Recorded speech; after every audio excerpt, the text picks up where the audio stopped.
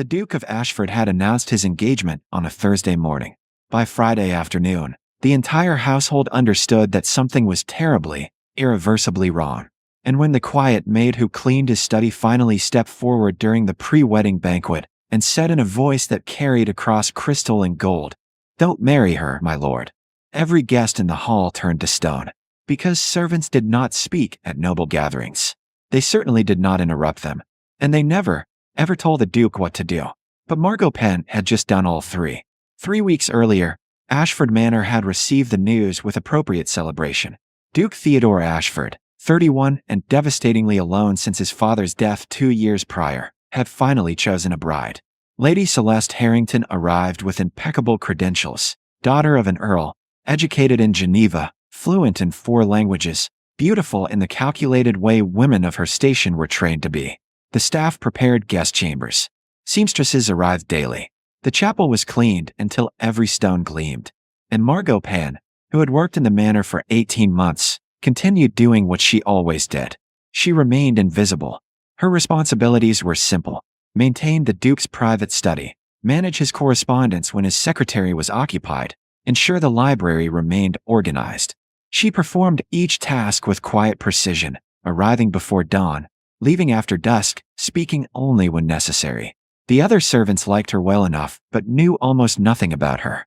She was competent, forgettable, and entirely beneath the notice of anyone who mattered. That included the Duke himself. Theodore Ashford was not unkind. He simply existed in a different world, one of ledgers and land management, political dinners, and ancestral duty. He nodded at servants in hallways.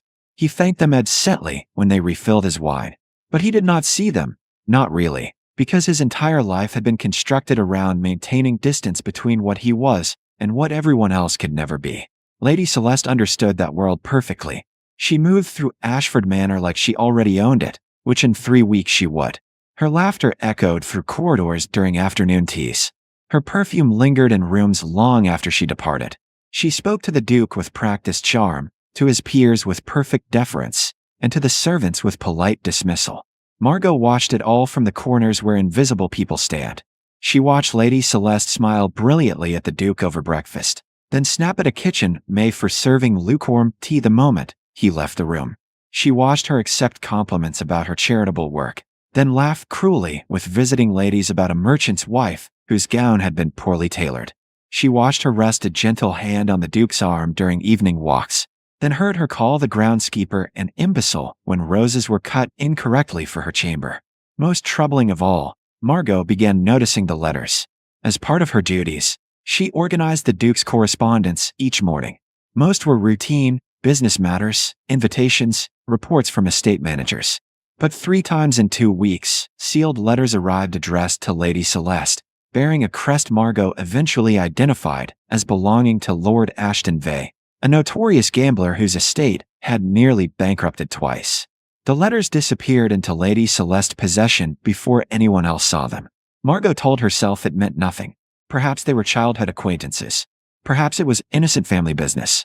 Perhaps she was imagining shadows where none existed because she disliked the woman's cruelty and wanted reasons to justify the feeling. But then came the afternoon Margot entered the conservatory to retrieve a book the Duke had requested, and found Lady Celeste speaking in low, urgent tones to a man who was decidedly not the Duke. Margot froze behind a column of climbing roses. Said the payments must continue until the wedding, the man was saying. His voice carried the smooth desperation of someone accustomed to needing money. Afterward, you'll have access to everything. And if he discovers the debts before then? Lady Celeste's voice had lost all its musical charm. He won't. You've managed him perfectly so far. Theodore is not a fool, Ashton. If he questions the timeline, then you'll do what you do best. Smile. Convince him it's love. 3 more weeks, and his entire fortune secures both our futures. Silence followed. Then Lady Celeste laughed, cold and bright. I almost pity him. He's so desperately lonely he actually believes I chose him. Margot's hands tightened on the book she carried. She should leave. She should retreat silently and pretend she'd heard nothing, because servants who overheard noble conversations rarely benefited from the knowledge. But something in those words, the casual cruelty, the calculated deception, the idea of the Duke being used so thoroughly by someone he trusted, made her remain completely still until both figures departed. That evening, Margot stood outside the Duke's study for 20 minutes, trying to convince herself to knock. She didn't, because what could she possibly say? That she'd overheard a private conversation? That a noblewoman's letters seemed suspicious? She was a maid. She had no proof, no standing, no right to make accusations that could destroy reputations. The Duke would never believe her. So Margot returned to her small room in the servants' quarters and told herself that silence was wisdom. But 2 weeks later, standing in a banquet hall filled with crystal and expectation, watching the Duke smile at a woman who intended to ruin him, Margot Pym discovered that some silences were simply cowardice dressed as prudence. And when Lady Celeste raised her glass for a toast, her eyes cold with victory, Margot finally understood what she had to do. The pre-wedding banquet had reached its 4th course when Margot stepped forward from the servants' corridor. Her heart hammered against her ribs so violently she thought it might stop altogether, but her voice emerged steady and clear. "Don't marry her, my lord." The effect was catastrophic. Conversations died mid-sentence. Glasses paused halfway to lips. 200 eyes turned toward the plain-dressed maid standing impossibly at the center of aristocratic attention, and the silence that followed felt like falling. The Duke stared at her with an expression caught between shock and confusion, as though a piece of furniture had suddenly begun speaking. Beside him, Lady Celeste's face drained of color before flushing with rage. "How dare you?" Lady Celeste's voice cut through the stillness like a blade. "Remove this woman immediately." But the Duke raised one hand slightly, his gaze still fixed on Margot with something that looked almost like recognition. "Wait." He stood slowly, the movement drawing every eye back to him. When he spoke, his voice carried the controlled courtesy of someone navigating utterly foreign territory. "You work in my household." It wasn't a question, but Margot answered anyway. "Yes, Your Grace. I maintain your study. And you chose this moment, in front of 200 guests, to offer unsolicited commentary on my marriage." The danger in his tone was unmistakable. Margot forced herself to meet his eyes. "I chose this moment because tomorrow would be too late." A ripple of whispers moved through the crowd. Lady Celeste stood abruptly, her chair scraping against marble. "Theodore, this is absurd." "She's clearly disturbed. She's clearly brave." The Duke interrupted quietly, still watching Margot with unreadable intensity. "Foolish, perhaps, but brave." He descended from the raised table, his footsteps echoing in the awful silence, and stopped 3 paces from where Margot stood trembling. "Speak, then. Justify this interruption." Margot's throat felt desert dry. Every instinct screamed at her to apologize, to retreat, to disappear back into the invisible safety she'd abandoned. But she thought of the Duke's rare, genuine smile when he believed himself alone in his study. She thought of Lady Celeste's cold laughter in the conservatory. She thought of the letters, the debts, the calculated deception. "Your bride is not who you believe her to be," Margot said quietly. Lady Celeste laughed sharply. "This is jealousy, nothing more. A servant who's developed inappropriate feelings. I overheard a conversation," Margot continued, her voice growing stronger. 3 weeks ago, in the conservatory, Lady Celeste was speaking with Lord Ashton Vey. The name landed like a stone in water. Several guests exchanged knowing glances. Vey's gambling debts were apparently common knowledge among the nobility. Lady Celeste's expression flickered just slightly. "Lord Vey is a distant cousin."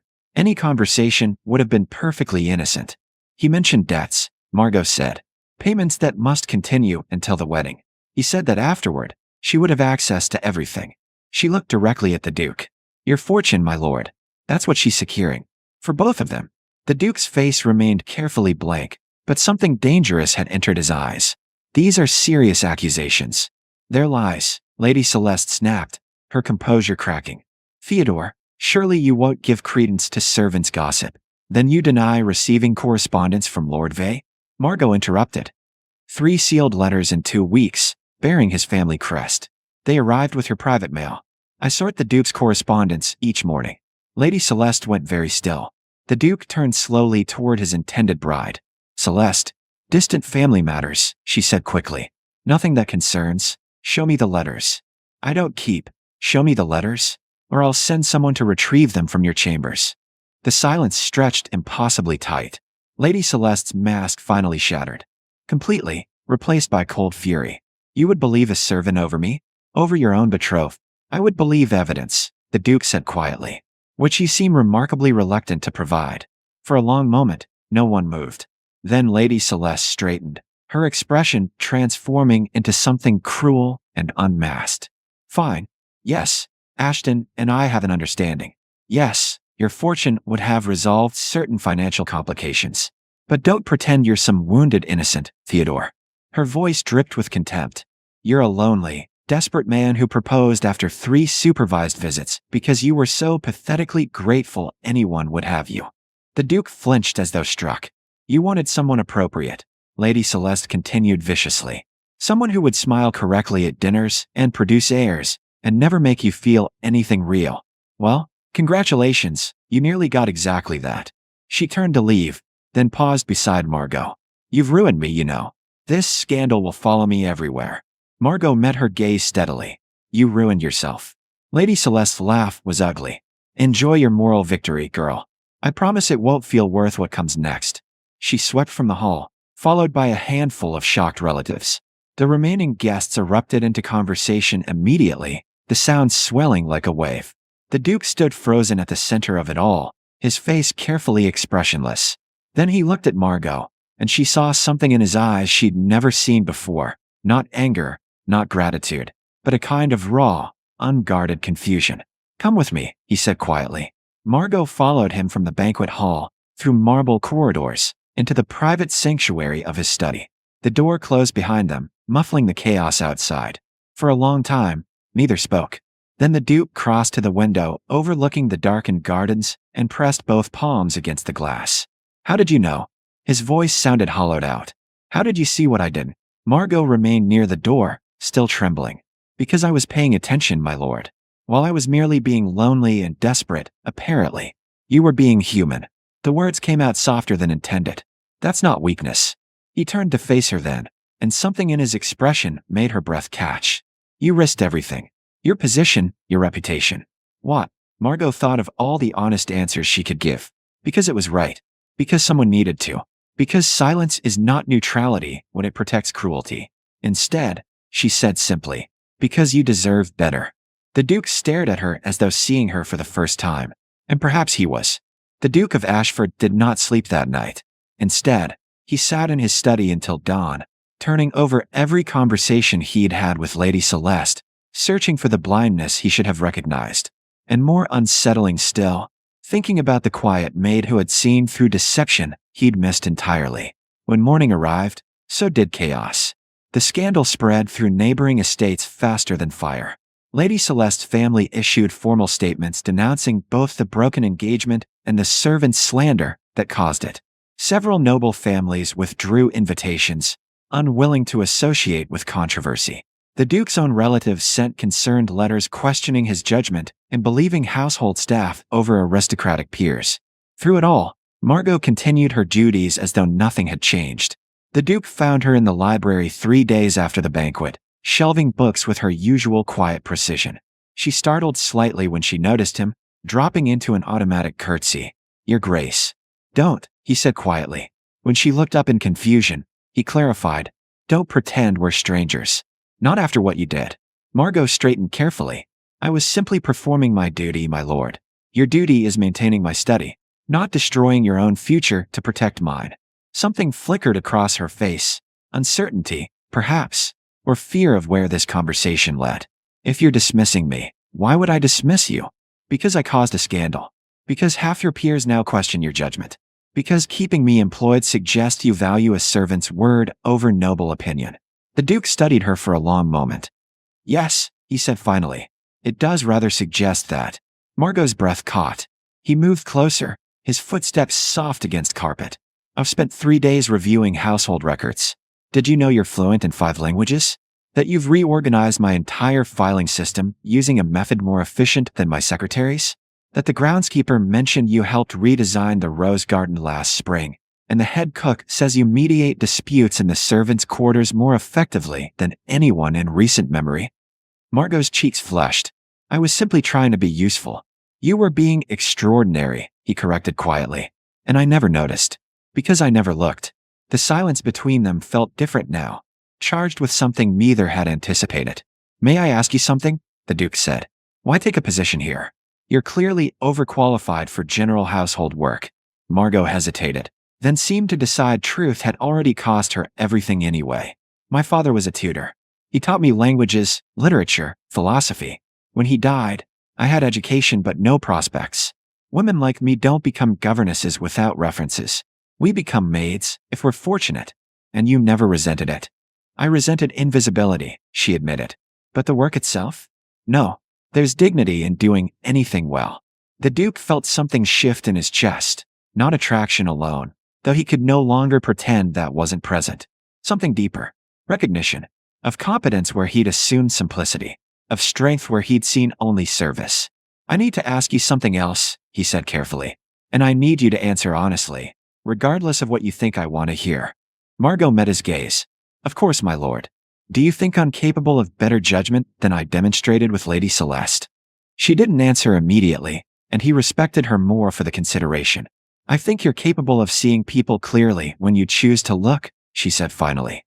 You simply haven't had much practice lately. Help me practice. Margot blinked. My lord, I'm not proposing, he added quickly, seeing her alarm. I'm not suggesting anything inappropriate. I'm simply asking if you would consider a different position. Not as a maid, as an advisor. Advisors are noblemen. Advisors are people I trust to tell me uncomfortable truths. After recent events, you seem uniquely qualified. Margot stared at him in disbelief. Your peers would be scandalized. My peers were perfectly content to let me marry a woman planning to rob me blind. Their opinions suddenly carry less weight. A smile tugged at Margot's lips despite herself. You're serious. Completely. Though I warn you, the position would require attending social functions, managing correspondence, likely learning estate management. The work would be considerably more demanding than your current duties. And considerably more visible. Yes, he acknowledged. You would no longer be invisible. People would notice you, question you, possibly resent you. It would not be easy. Margot looked around the library, at the books she'd organized, the space she'd maintained, the invisible work she'd performed for 18 months. Then she looked back at the Duke, at the man she'd risked everything to protect, and felt something unfamiliar bloom in her chest. Hope. When would I start? She asked quietly. The Duke's expression transformed into something that looked remarkably like relief. Immediately, if you're willing. I have a dinner with county magistrates next week, and I strongly suspect I'll need someone to tell me when I'm being an idiot. That seems likely, Margot agreed, then immediately looked horrified. I'm sorry, that was perfect, he interrupted, laughing properly for the first time in days. That was perfect. 6 months later, the Duke of Ashford hosted a spring gathering that became legendary for 2 reasons. First, because his new senior advisor, a former maid named Margot Penn, gave a speech about estate management reform that left half the nobles speechless and the other half frantically taking notes. And second, because at the end of the evening, the Duke himself took the unprecedented step of publicly thanking her, not as an employee, but as the person who had saved him from making the greatest mistake of his life. The scandal never fully disappeared. Society loved its hierarchies too much for that. But something about the Duke's unwavering respect for Margot's competence gradually shifted the conversation. If the Duke of Ashford valued capability over pedigree, perhaps there was wisdom in the choice. And perhaps, several sharp-eyed observers noted, there was something else in how he looked at her now, not across an impossible distance, but as though seen clearly for the very first time. 2 years later, on a quiet morning in the same study where everything had changed, Theodore knelt before Margot not as a duke before a subject, but as a man before the woman who had shown him what true worth looked like. When he asked her to marry him, Margot laughed and cried and said yes. And the falcon, the estate's hunting bird that had once refused everyone's handling except the Duke's, landed contentedly on her arm during the wedding celebration, as though it had always known what the rest of them took far too long to see. That nature recognized what society ignored. That loyalty answered to character, not title. And that the most extraordinary people were often the ones everyone had trained themselves not to see, until someone finally chose to look.